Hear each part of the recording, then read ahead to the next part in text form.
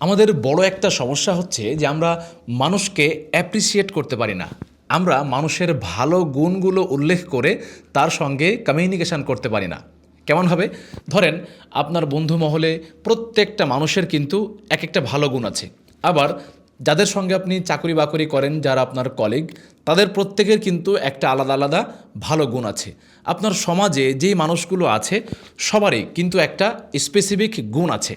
যখন তার সঙ্গে কথা বলছেন তখন কখনো কখনো আপনি তার ভালো গুণগুলো উল্লেখ করেন যে তোমার এটা ভালো গুণ, তোমার এটা ভালো। তার মানে যখন আপনি কারো ভালো গুণ নিয়ে বলছেন তখন সে ব্যক্তির আপনি একটা ভালো অ্যাটেনশন পাবেন। ওই ব্যক্তি ভাববে যে হ্যাঁ, তাকে আপনি ফলো করেন, তাকে আপনি দেখেন। এর ফলশ্রুতিতে যে জিনিসটা হবে যে ওই ব্যক্তি কিন্তু আপনার কাছ থেকে তার নিজের ভুলগুলোও সে শুধরিয়ে নেওয়ার জন্য বলবে। সে আপনাকে বলবে যে ভাই আমার আসলে চলাফেরা করতে গিয়ে কোনগুলো ভুল হয় এগুলো ধরিয়ে দিলে ভালো হয়। এবং দেখবেন যখন আপনি মানুষের ভালো গুণগুলো উল্লেখ করে তার সঙ্গে কথা বলবেন তখন অবশ্যই তার মনের ভেতরে আপনি একটা স্থান করতে পারবেন।